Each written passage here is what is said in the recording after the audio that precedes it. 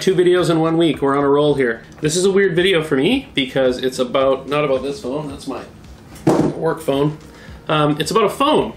This is the Huawei Mate 20 Pro, and I don't do phone videos. I'm not a phone reviewer, but the cameras on this phone are pretty good, and I just wanted to make a quick video about it because I've been really impressed with it so far. So I'm just gonna run through some quick specs on the phone. So this is the 128 gig version, so 128 gigs of internal storage, 6 gigs of RAM. It has an 8-core Huawei Kirin 980 chip, which if you look at the clock speeds on it, it's really fast. It's USB-C, it's got no headphone jack, it's got NFC. The screen's an OLED panel, it's huge, it wraps around the sides, it has a notch, it's got an in-glass fingerprint sensor, as well as face unlock.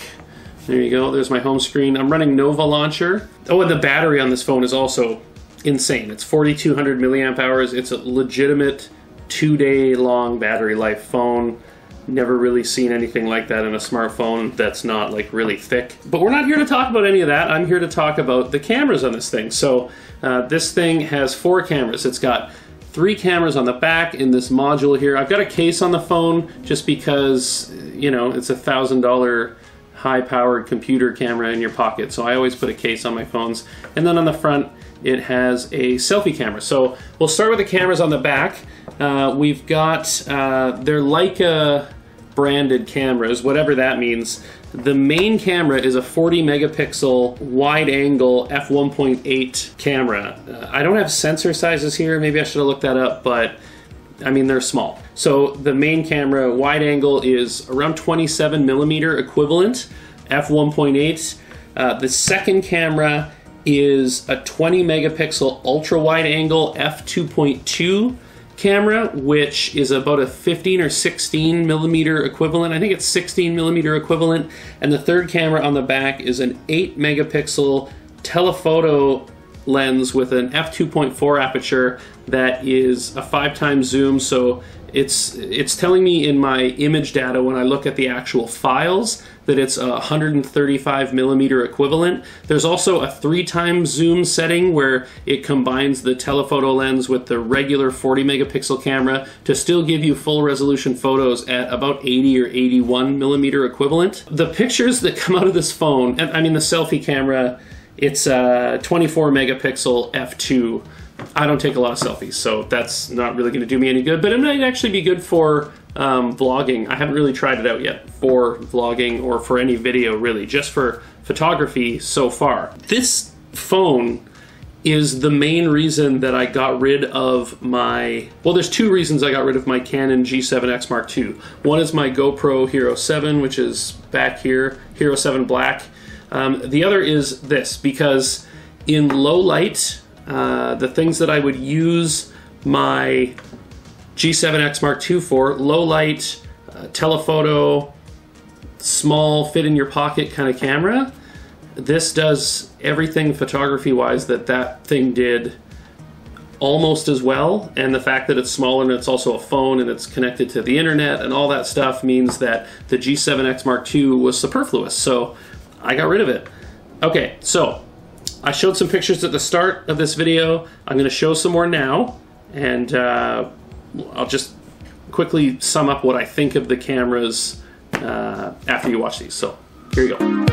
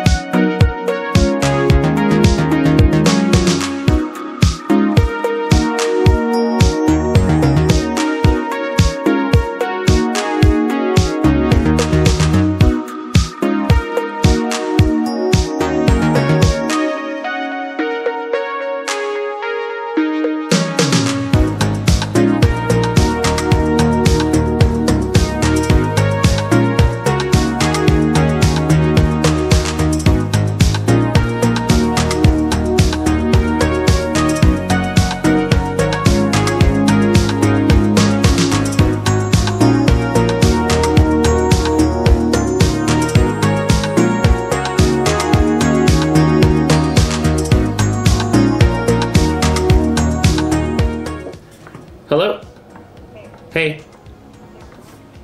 on the history channel, can you send me a text? The depth of field, the shallow depth of field this thing can produce natively, so without any software tricks, is pretty impressive. The telephoto lens, I didn't think I would use as much as I do, but it's really come in handy for, I don't know, sporting events and just different perspectives when I'm out doing my normal photography type stuff. The wide-angle lens is fantastic. Having that wide-angle lens inside for architecture or just even a different perspective. It's nice to have that kind of choice and not have it be digital. So it's an actual separate sensor and lens and camera, and it works really, really well. And the only thing I will say about the photos that come out of this is that there's no shadows. There's no shadows whatsoever. So anywhere where you see a shadow, you're going to take a picture, and that shadow detail is automatically pulled way up by the AI in this camera, which in some scenarios is fine. You can put this thing in pro mode and mess with the shutter speed and ISO and exposure compensation and white balance and just anything you could think of with a regular camera for manual controls. But that's really the only way to sort of defeat the over-processing of the shadow detail that this camera just does on its own. But that being said, that's my one minor complaint, is that it has too much shadow detail. I think that's not a bad complaint, I don't think. But the autofocus is really fast and accurate.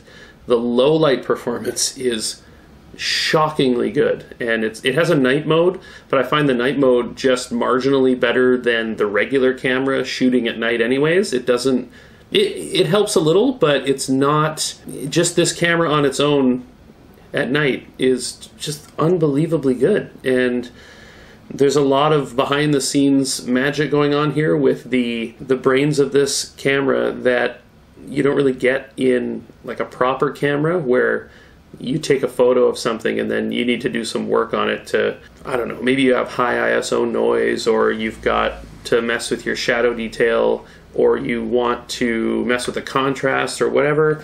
There's just modes in this camera to do that for you, and I don't know how I feel about that overall. I think that photography is headed in a really interesting direction when it comes to smartphones, because they're just getting so good. They're so good to the point where I actually sold a real camera to just use this phone. And this isn't like a big long review. It's just, I can't get over how good this phone is for a camera. And just everything about it, really. It's great. Now, I know all you guys in the comments are going to talk to me about Huawei. You can't buy Huawei in the United States of America because they are banned there, because apparently Huawei is spying on you.